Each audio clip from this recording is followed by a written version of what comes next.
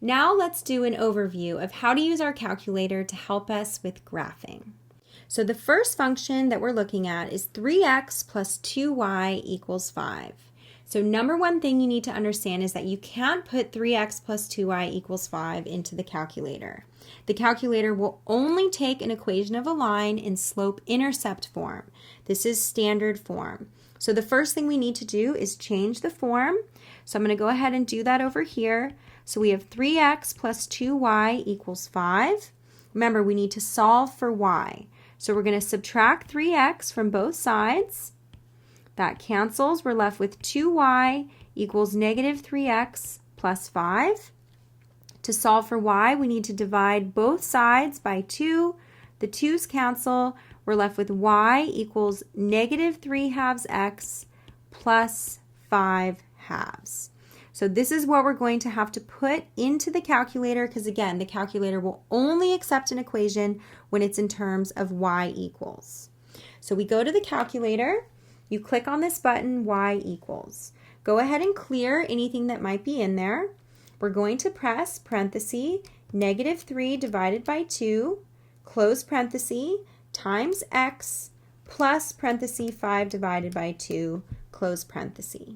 So the first thing that it says I want you to do is to set the zoom to standard mode. So go ahead and choose this middle option, zoom. Go down to option 6. Standard mode means that the x values go from negative 10 to 10 and the y values go from negative 10 to 10. So it's usually a great place to start when you're graphing because you kind of get that standard window and then you can see from there if you need to make adjustments.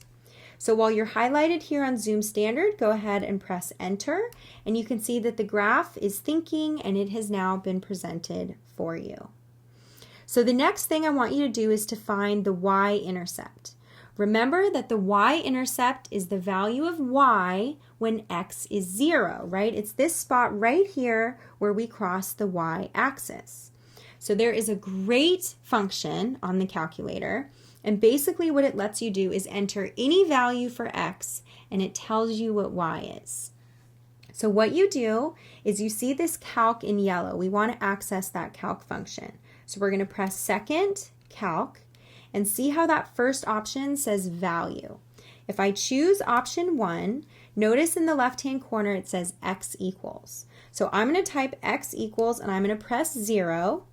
Then enter, and notice that it shows me on the graph and it tells me what is y when x is 0.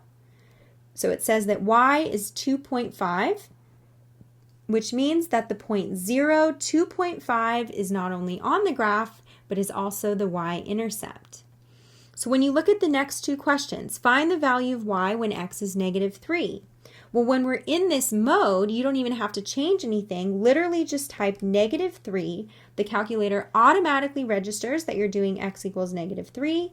Press enter, and it tells you that y is 7. Next thing I want to show you is a common error that people sometimes encounter. Let's say we press 11 for x. When you press enter, you get an error message that says invalid.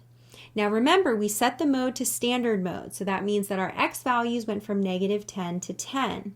So if you ask the calculator to find the value of y when x is 11, remember the x window only went to 10.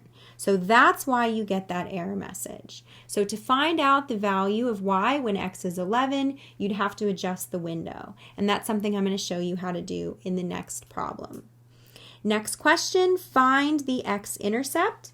So if we quit out of our error message and go back to our graph, now what we can do is find the x-intercept, which in the calculator is called the 0.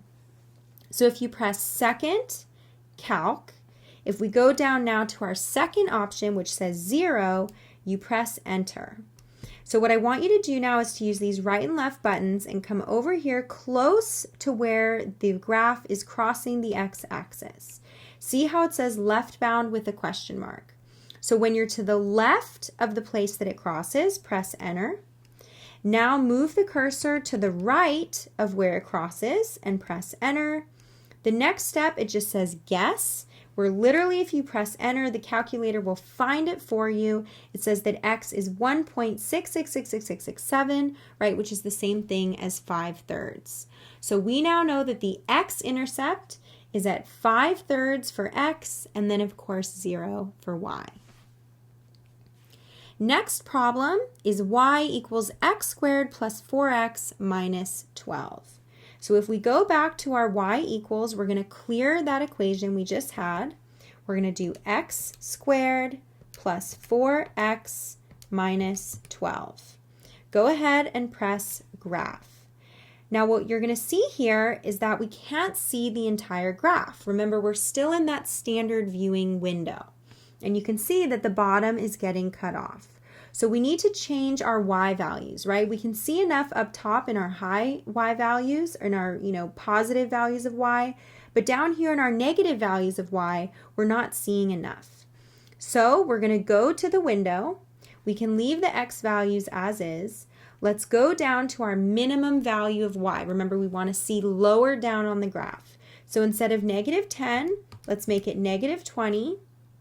We can leave the maximum value of y as the same, but then let's change the scale, right? If we go from -20 to 10, we're going to have 30 tick marks along the y-axis. If we go by a scale of 1, that's going to look really busy. So we can change it to a scale of 2. You can even make it a 5 if you want. You can play with the scale if you want to kind of see the difference in how the graph looks. So next, press graph. And sure enough, look at that. Now we can see the vertex of this parabola. We can see this lowest point. So the next thing, now that we've changed the viewing window to view the function, is to find the minimum. So we're going to go back to that yellow calc, press second calc, go down to option 3 for the minimum. Press enter. We want to first go to the left of the vertex, to the left of the minimum. So press your left cursor over to the left. So again, we're to the left side of it. Press enter. Now move the cursor to the right so that you're to the right side of it. Press enter. The last step is to press enter again so that it will guess for you. And sure enough, it calculates the minimum at -2, -16. So remember, that means that the minimum is -16, because whenever a question asks about the minimum or the maximum, they're talking about the value of y. But the point, right, the vertex that also happens to be at the minimum is -2, -16. Okay, so for this last graph, what I want us to do is go back to y equals, and we're going to change the graph. So go ahead and clear.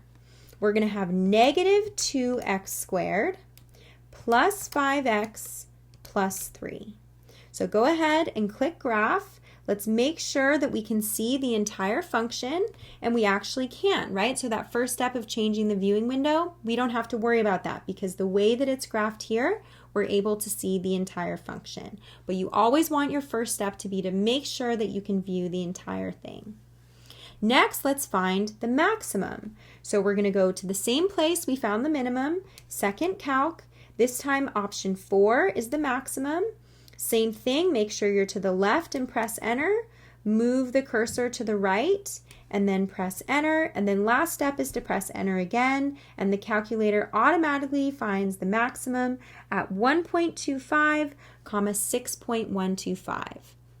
Right, so that's the same thing as 1 1/4 as your value for x and 6 1/8 as your value for y. So the max is 6 1/8, right, 6.125, but the point, right, the vertex, that's the maximum, you would also include the x coordinate.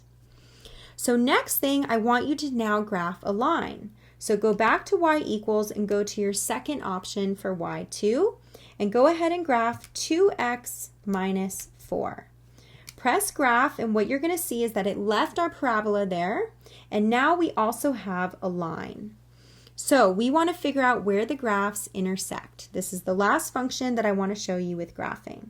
So you go to second calc, and you go now to the fifth option, which is intersect. It says the first curve. So what I want you to do is move the cursor close to where they're intersecting. You're on the first curve, right? You're on the parabola. Press enter. Now you're on the second curve. If you're ever confused which curve you're on, remember you can look up here in the upper left-hand corner. Before it said y1, we pressed enter. Now it says y2, so now we know that we're on the line. Press enter again. Notice the option says guess. When you press enter, voila, it tells us the point of intersection. So we would round to negative 1.27, comma negative 6.53. Now we can find the second point of intersection. Again, go to second calc, down to the fifth option of intersect.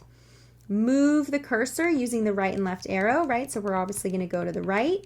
Get close to that point of intersection. Notice that you're on y1, right? That first curve.